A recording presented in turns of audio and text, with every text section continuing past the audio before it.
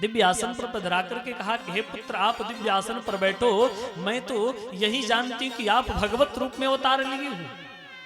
हे कपिल देव,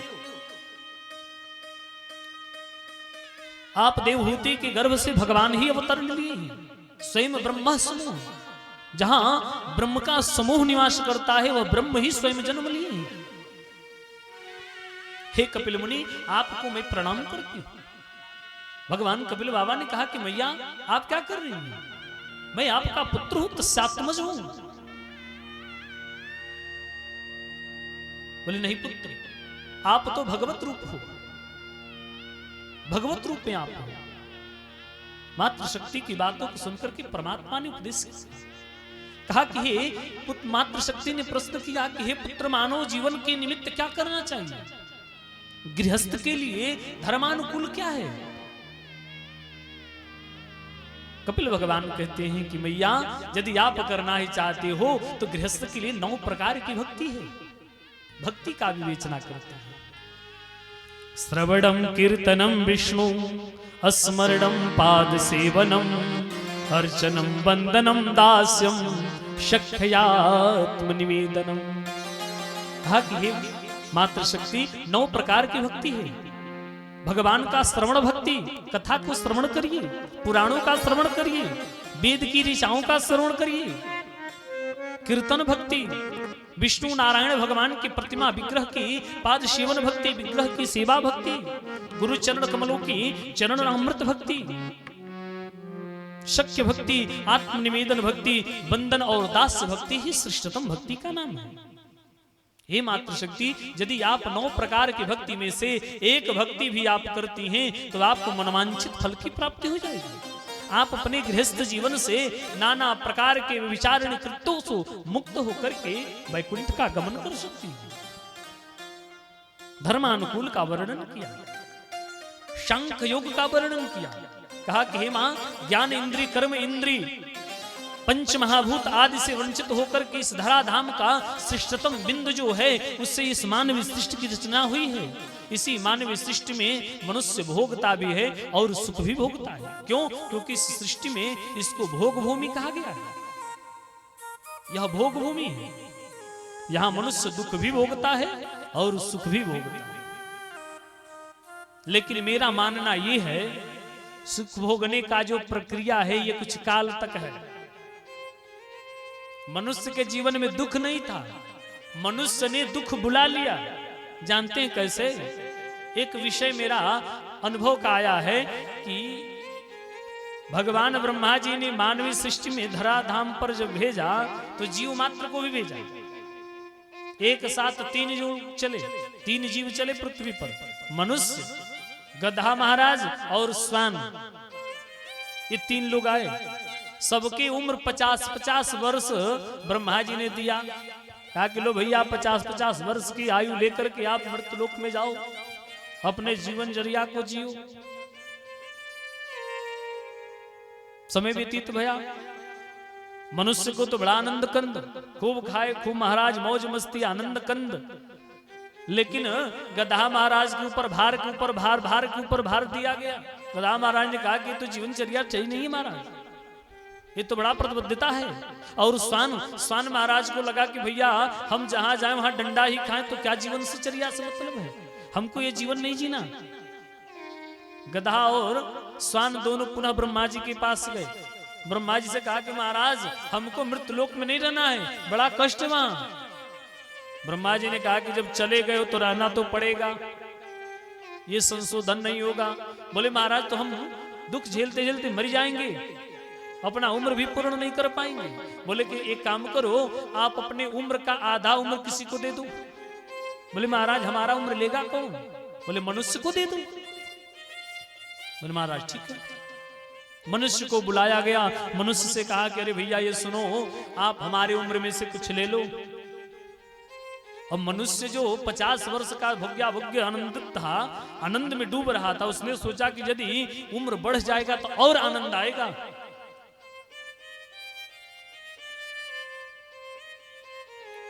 मनुष्य ने कहा कि ठीक है महाराज दे दो।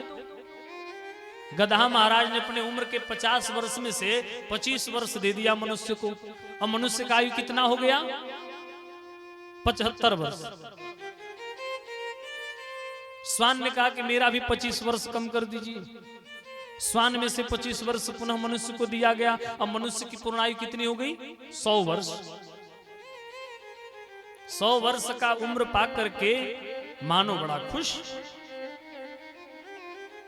जब ये धराधाम पर मृत्युलोक में आए तो गदहा महाराज तो अपना 25 वर्ष का उम्र काट करके बोझ लाते लाते चले गए, स्वान डंडा आदि कर्म के द्वारा चले गए, लेकिन मनुष्य पड़ा रह जाता है। 50 वर्ष मनुष्य अपना आनंद का सुख भोगता है, लेकिन 50 वर्ष के बाद 51 वन के तरफ दिखाता है। 51, 52, 53, 54, 55, 56, 57 और 57 के बाद भी मनुष्य की चेतना जागृत नहीं होता है। तो कहता है कि महाराज 57, 58, 59 हे 60 मनुष्य, अब तुम यहीं सड़ो महाराज। अब 60 हो जाता है। 60 वर्ष पर भी जब वो नहीं संभलता है तो उसके ऊपर दुनिया भर की जिम्मेदारियों का बोझ लद जाता है, यानी गधे का उम्र आरंभ हो जाता है। अब उसके ऊपर घर बनाना है, बेटा बेटी आदि के विवाह शादी आदि के झंझट जंजाल का बोझ से वो दबने लगता है और वह 75 वर्ष तक की आयु में प्रवेश कर जाता है। अब 75 वर्ष की आयु से जब वो निकले तो पता चलता है कि 25 वर्ष स्वान का उम्र आरंभ हो जाता है। अब बढ़िया भी बात बोले तो घर के छोटा बच्चा बोले चुप रहो, तेरा कुछ ना बुझाला, आप ऐसे ही बकवास करते हो महाराज, आप चुप्पी नहीं साध सकते।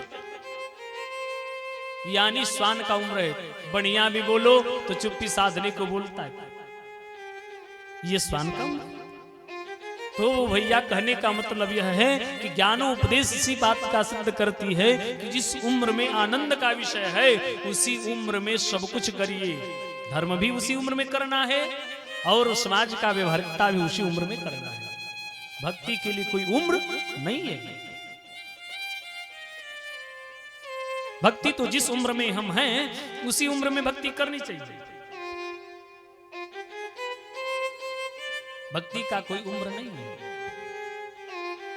कंठावरुद्धन विधौ स्मरणम कुतस्ते, मरणांत अवस्था जब आती है तो कंठ अवरुद्ध हो जाते हैं और मस्तिष्क की जो स्मरण शक्तियां है वो समाप्त हो जाती है। तो भैया उस समय न राम का नाम गा पाओगे न कुछ ले पाओगे, फिर जीने का मतलब क्या हुआ? भगवत कृपा में अनुग्रहित होकर के कपिल भगवान कहते हैं कि हे मात्र शक्ति, केवल भगवान की 9 प्रकार की भक्ति में से किसी एक भक्ति को कर लीजिए। हमें और आपको भक्ति मिल रही है। प्रथम भगति संतन संगा, दूसरी रति मम कथा प्रसंगा। प्रथम भक्ति भगवान का कथा प्रसंग मिल रहा है और दूसरी भक्ति तो भगवान की संत की सेवा मिल रहा है। ये 2 भक्ति तो हमें और आपको प्राप्त है और इसी भक्ति के द्वारा हम वैकुंठ को चले जाएंगे। भगवत कृपा भाई मात्र शक्ति के व्यवहार में भगवान कहते हैं हे मैया, आप अपने जीवन में कौन से भक्ति को अपनाती हैं? बोले कि हे पुत्र, मैं तो पतिव्रत धर्म की भक्ति करती हूँ। एक ही धर्म एक व्रत नेमा। पति की सेवा करके, यदि पति है तो पति की सेवा करके ही आप परम भक्ति वैष्णव के लिए, नारी के लिए है, और पुरुष के लिए भगवान नारायण की सेवा की भक्ति। यदि हम करते हैं तो हमारा कार्य शुद्ध हो जाता है।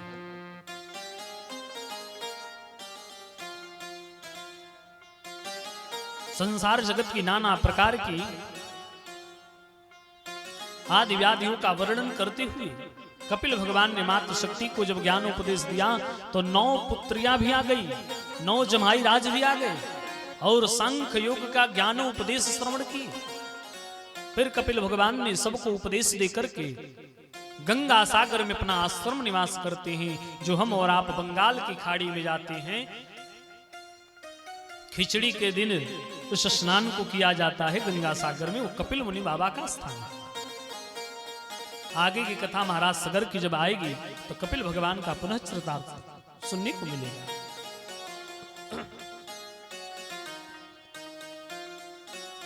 कपिल भगवान ने ऐसा दिव्य वर्णन करते हुए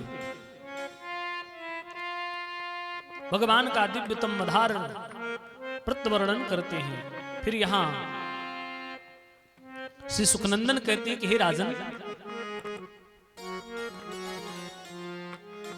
यह तो कन्याओं का वर्णन हो गया मनु महाराज की, लेकिन जो दो पुत्र हैं जिनका नाम उतानपाद और प्रियव्रत हैं, उनका भी वर्णन सुनो।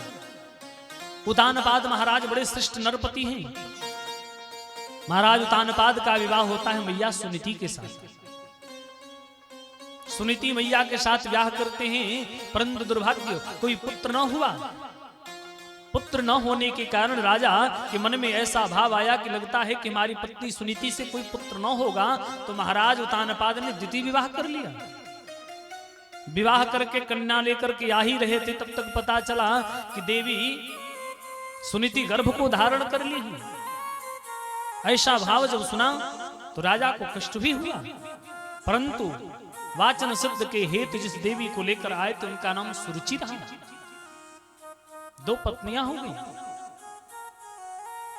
अब यहां पता चलता है कि मैया सुनीति भी गर्भ को धारण करती हो और सुनीति भी गर्भ को धारण कर गई। सुनीति और सुरुचि गर्भ को धारण युक्त हो गई। दोनों ने एक एक पुत्र को जन्म दिया। सर्वप्रथम मैया सुनीति ने अपने पुत्र को जन्म देती है, जिस बालक का नाम ध्रुव पड़ता है। मैया सुरुचि भी पुत्र को जन्म देती हैं, उस पुत्र का नाम उत्तम पड़ता है। दोनों पुत्र मातृत्व कृपा के द्वारा भगवत शरण में हो करके पिता के सुखद गोद में खिल रहे थे। 5 वर्षीय बालक का स्वरूप है। बच्चों का विनोद कितना अच्छा लगता है। जो बालक जही तो तरी बाता सुनहु मुदित मन पितुर माता। बच्चों का इतना विनोद का भाव, बड़ा आनंद आता है। हम लोग जहां निवास पर रहते, एक राजन जी महाराज छोटे से नन्हे से बालक हैं, वो उनकी जब नींद खुले महाराज तो हम हमारे कक्ष में आ जाते हैं और वहीं बैठ के एकदम झूमते हैं। और बालक इतना दिव्य को रोता भी नहीं है। आए हैं कि नहीं राजन जी? आए हैं ना? बड़ा सुंदर बालक है। ये बालकों का जो विनोद है, बड़ा आनंद होता है।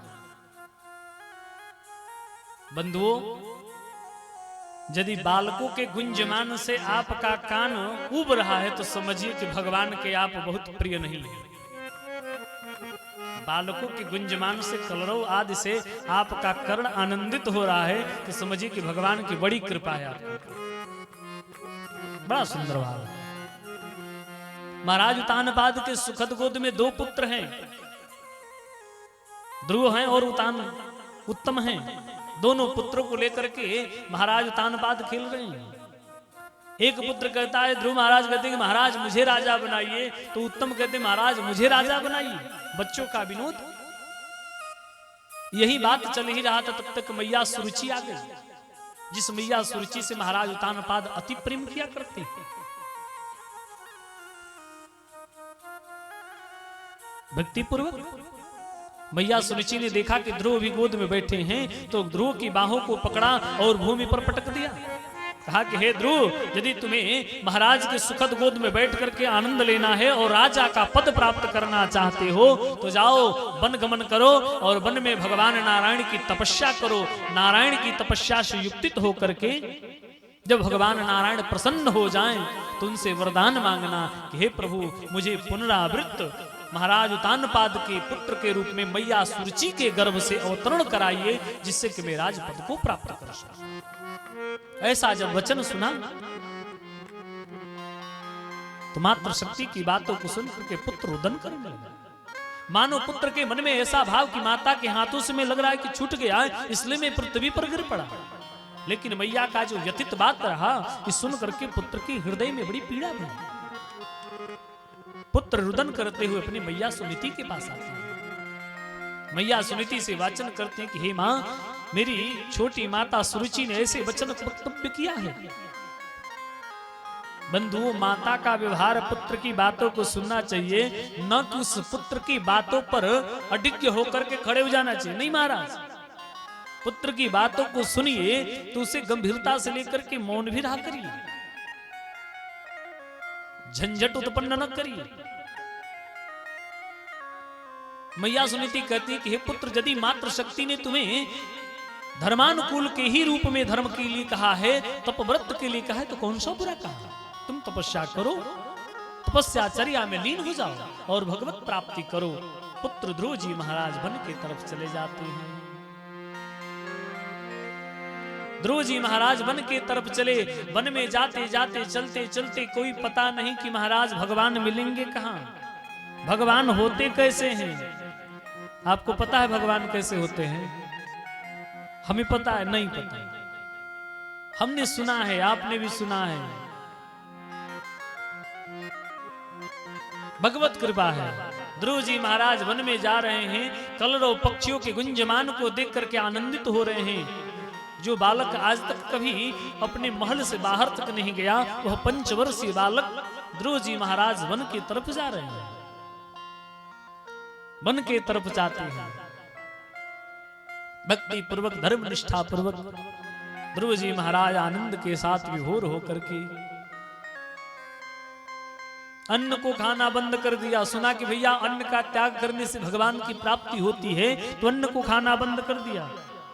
पता चलता है कि फलों को खा करके, पत्तों को खा करके ध्रुव जी महाराज कुछ काल तक रहे, फिर पत्तों को भी खाना बंद कर दिया, जल पी करके रहे, जल पीने के उपरांत ये भी बंद करके वायु को ग्रहण करके रहा। इतना कठोर तप आज तक इस धराधाम पर न कोई किया है, न करेगा, भूतो न भविष्यति। ध्रुव जी महाराज के सन्मुख बंधुओं, संसार जगत में जब कोई भगवान को ढूंढता है तो भगवान उसी को मिलते जिसे पहले नारद मिलते। पहले दिन की कथा जो नारद जी का परिचय हम आपने सुना था, वही नारद जी मिल जाते हैं। नारद जी को भक्तों की बात को देखने में बड़ा आनंद है, क्योंकि नारद जी महाराज प्रथम वैष्णव हैं। चल पड़े। भगवान का स्थान कहां है कोई निर्धारित नहीं है।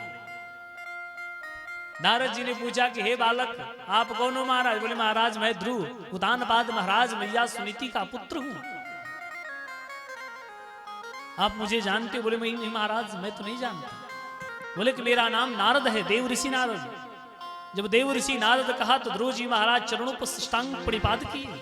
कहा कि हे प्रभु, आपके कमलवत श्री चरणों में यह दास का प्रणाम।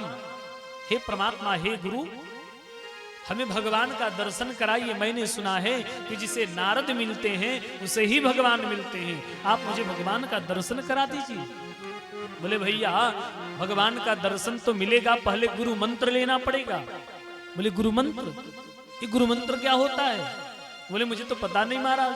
बोले कि आप पहले गुरु मंत्र ले लो। बोले तो हम गुरु कहाँ ढूंढे महाराज? हे देव ऋषि नारद जी, आप ही हमारे गुरु बन जाइए। वही देव ऋषि नारद महाराज गुरु बन गए। जयति जगति माया यस्य काया धवस्ते, वचन रचन में कम केवलम चाकलियम, ध्रुव पदमपि यत्त पातो ध्रुयोयम, शकल कुशल पात्रम ब्रह्मपुत्रम नतास्मि। ध्रुव जी महाराज के गुरु कौन बने? तो नारद बने। कहा कि हे पुत्र गुरु मंत्र ले लो। बोले कौन सा मंत्र? तो 12 अक्षर मंत्र दिया। ओम नमो भगवते वासुदेवाय, ओम नमो भगवते वासुदेवाय मंत्र को दिया। यह 12 अक्षर मंत्र का जप ध्रुव जी महाराज करने लगे। गुरुदेव भगवान की जब कृपा भई, बिना गुरु का ज्ञान नहीं होता है ना। आज वही गुरुदेव की कृपा ध्रुव जी पर भया है महाराज, तो ध्रुव जी ज्ञानोपदेश की प्राप्ति कर रहे हैं। ध्रुव जी महाराज ने ऐसा तप व्रत किया, निष्ठावान होकर के तप किया कि आज एक चक्रव्यूह की रचना के द्वारा ब्रह्मंडल पर एक चक्र बन गया। जो हिंसक जीव थे वो ध्रुव की रक्षा करने के लिए बैठे हुए। माया की विविध रचनाएं बनी हुई है। मात्र लक्ष्मी वहां आकर के बालक के सर को सहला रही है। जिस माता ने, एक माता ने त्याग करके भेजा, तो पता चल रहा है कि ब्रह्मांड की माता लक्ष्मी स्वयं बैठ करके अपने सुखद गोद का आश्रय दे रही है। भावयुक्त होकर के मैया लक्ष्मी की अपार कृपा प्रसन्न हो रहा है। भगवत कृपा भैया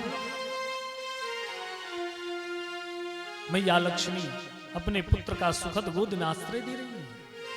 कुछ काल तक जब तपव्रत का परिपूर्णतम हो गया तो भगवान को विवश होकर के आना पड़ा। भगवान नारायण चल पड़े। क्यों? क्योंकि भगवान का वैकुंठ ही अपने स्थान से हिलने डोलने लगा। इतना तपव्रत का तेज पुंज समाहित हो गया कि भगवान ब्रह्मा सुखदेव कहते हैं कि इस ध्रुव की तपव्रतता के द्वारा इंद्रादि देवता का सिंहासन हिल पड़ा था। भगवान नारायण की शेष सैया पर जो शयन किए थे, शेष सैया का दिशा परिवर्तन हो गया। भगवान नारायण ने कहा कैसा तप कौन कर रहा है?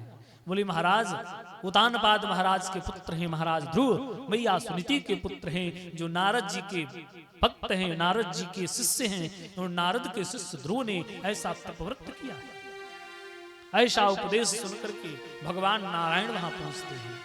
भगवान नारायण जब पहुंचे, दर्शन मात्र से ध्रुव जी महाराज जय जय जय जय कर लगे।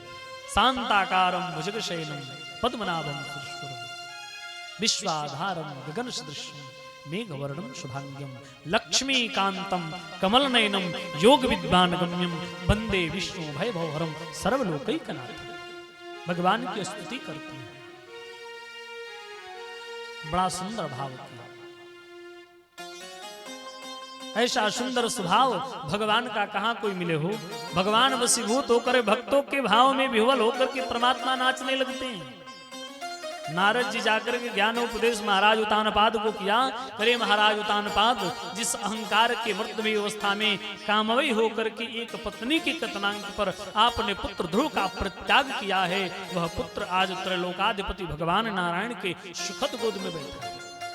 अरे जिसे आप राजपद देना नहीं चाहते थे, आज वो त्रैलोकपति बन करके बैठा है। ऐसे ध्रुव जब महाराज उतानपाद ने यह सुना तो महाराज उतानपाद नारद जी के कमलवत चरणों में प्रणिपात किया। कहा कि प्रभु मुझे क्षमा करिए। बोले क्षमा हमसे नहीं, जाकर के भगवान नारायण से कहो कि भगवान तुम्हें क्षमा करे। भगवत कृपा अनुग्रहित भया, ऐसा भाव समर्थित भया कि आज संसार जगत में भक्ति की वेदांत रूपी कृपार्थ का ऐसा वर्धन हुआ है कि स्वयं ध्रुव जी महाराज ने संसार के समस्त इंद्रियों पर विजय प्राप्त कर लिया।